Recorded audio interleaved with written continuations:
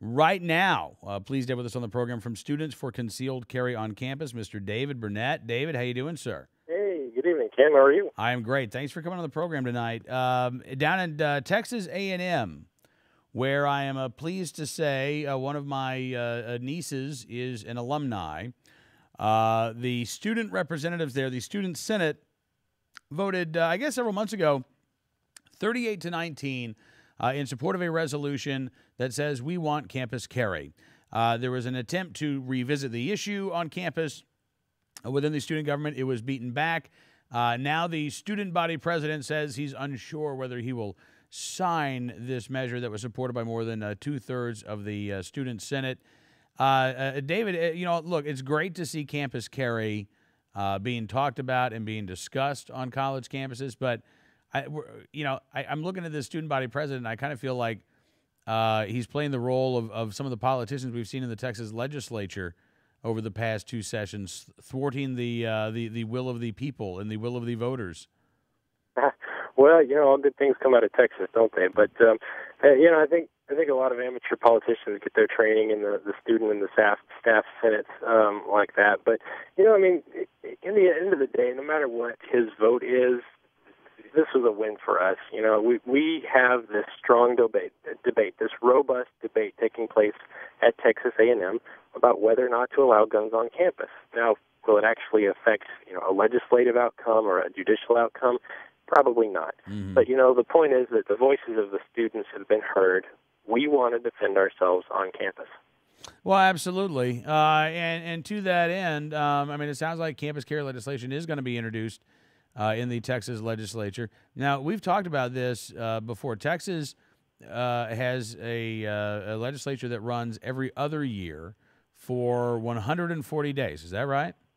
I don't know about the days exactly, but every other year, as opposed to California, which never shuts down, never closes their doors. Right. They're always legislating. Exactly. And so every year there are, bills that are popular but don't move.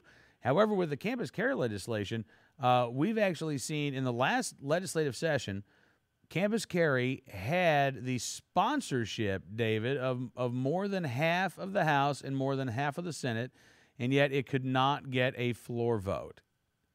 Well, yeah, and the problem, unfortunately, with that is that, and it's not even a problem, the fact is that laws should be difficult to pass. We don't need to make it easy to regulate people's lives. Although in the case of campus carry, we're trying to unregulate people's lives. Right. But in Texas, it has to come for a vote. It has to be called for a vote multiple times in order to pass. And we were just one vote shy of that vote.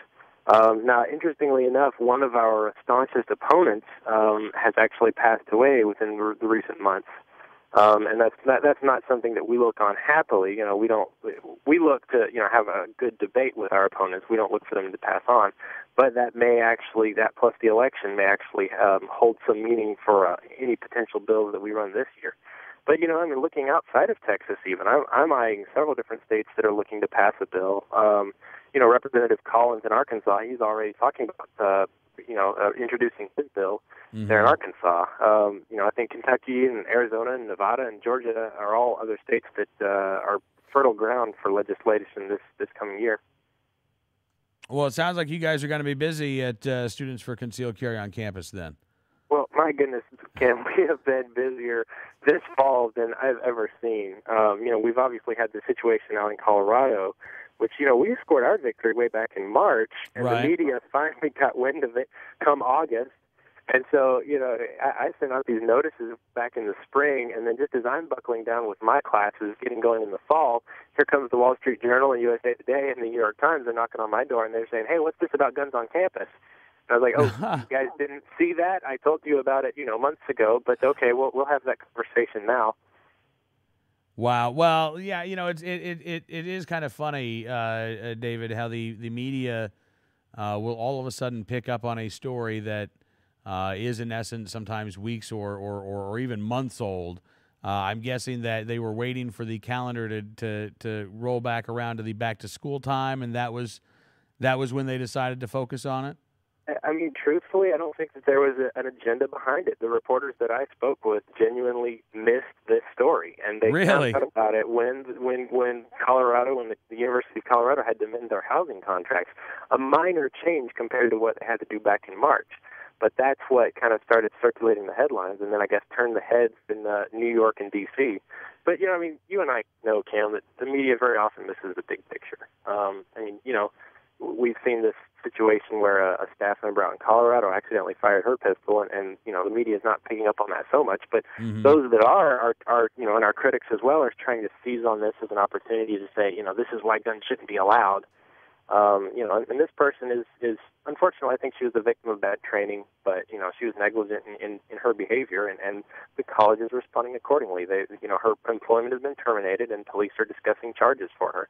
So, I mean, I think the takeaway on that one is that gun people police their own. And if you can't follow the rules of gun safety, we put out this message on our Facebook group, which, by the way, is facebook.com/concealedcampus.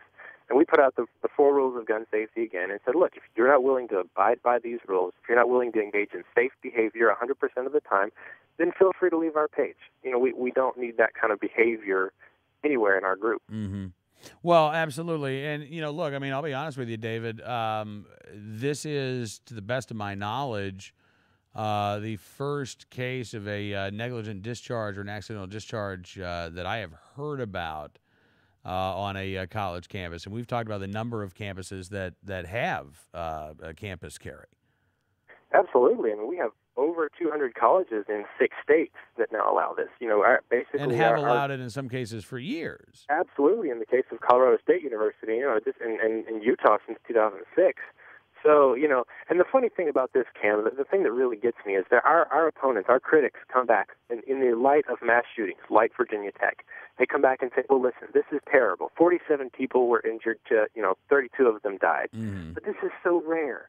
This is a rare circumstance. We can't argue from exception to carve out new laws for concealed carry permit holders. But when something even rarer than a mass shooting occurs, such as a negligent discharge, then they're quick to seize on that and say, this is why we should ban concealed carry. So, they're really trying to have it both ways, unfortunately. Well, of course, look, they're David, the gun control movement is long past attempting to argue from a point of logical consistency. They can't. And I would even say they're long past their prime. I would go further than that. I mean, if you even just looking at the strength of our Facebook group numbers, obviously the Brady Campaign, Coalition to Stop Gun Violence, some of those nonsense groups, they have somewhere around 15 to 20,000 fans. Right. Students for Concealed Carry is well on our way to 16,000 fans. And, it's not just a matter of comparing the numbers. We know that we hold the logical higher ground.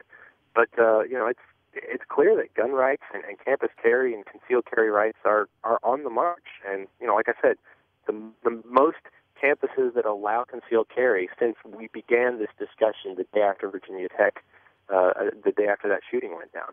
So, huge things in store for students for concealed carry. Some things I can't even talk about yet as far as we're discussing a potential lawsuit moving forward kind of based off our success in Colorado. And, several different ventures planned. And honestly, I just don't see that the anti-gun group has much of a leg to stand on.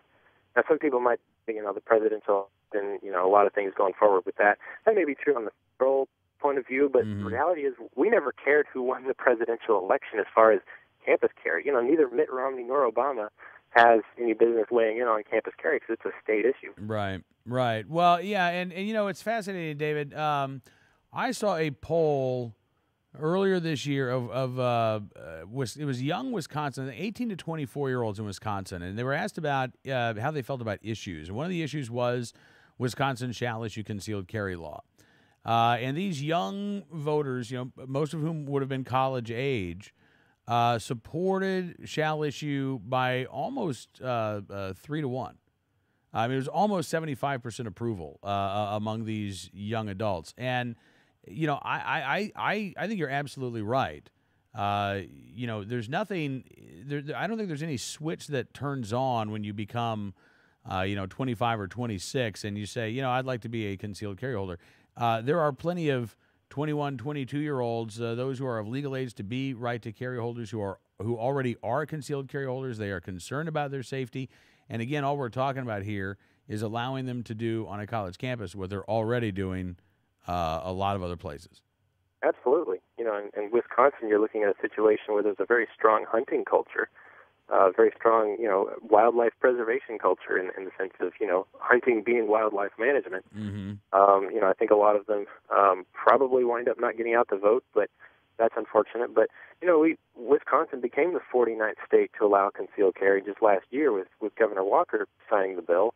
And, as usual, the critics, hasten to spread panicked alarm throughout the streets and say that, we get into shootouts over the last Thanksgiving turkey or the last parking spot or whatever. Even the anti-gun groups have had to admit in the extreme situation where guns were allowed in bars as long as you were not imbibing, that took place in Virginia and then more recently in Ohio. And even the anti-gun crowd has, when asked, had to come back and say, you know what, it's actually not a big deal. And it shouldn't be. It's not a big deal if you're not driving. It's not a big deal if you want to hang on to your permit, as most people do. And it's not going to be a big deal if you have gone through the procedures to get your permit to carry on campus. I'm signed off by my House, by my Senate, by the FBI, by the state police, and by the governor. All of these legislative authorities have looked at my record and stamped my approval for me to carry a concealed firearm. Which, of course, is going to be a shock, by the way, just to go ahead and get that debate kick-started right now. Right. But, I carry my Glock, and, I should be able to do that on campus. My college president, my unelected bureaucrats and administrative officials really do not have the authority, should not have the authority to trump that right. Talking with David Burnett with Students for Concealed Carry on Campus. And, David, thank you so much, sir, for joining us on the program tonight. Always a pleasure. Thanks, Cam. Let me invite everybody once again to come to our Facebook page, which is facebook.com/concealedcampus. We've got our 50 Ultra protest coming up in the spring 2013 in April. So, it's already a huge event. We've got hundreds of people signing on for that. And I do have to ask you this question before I let you go, Cam. Is it possum or opossum? Listen, I grew up in Oklahoma. There may be an O, but as far as I'm concerned, the O is silent. It's possum. Well, I'll have to say, I live in kind of the backwoods area of Kentucky as well, and if those things taste half as bad as they look, then you can count me out of the possum salami. Where is your sense of adventure, David? Well, with the whole returning to the days of the Old West and gunslinging across college campus, I get my kicks by, trying to hand out guns to elementary students, I guess. I'm kind of bizarre that way. What can I say? Oh, you make that joke, and tomorrow that's going to be Media Matters headline. You're not. They can bring it on. You're not allowed to have a sense of. You're not allowed to have a sense of humor, David. You're not allowed to. Well, I know there's a sign against it. It's a humor-free zone. Exactly. Yeah. David, thank you so much, sir. Really appreciate it, and look forward to doing it again soon. Thanks, Cam.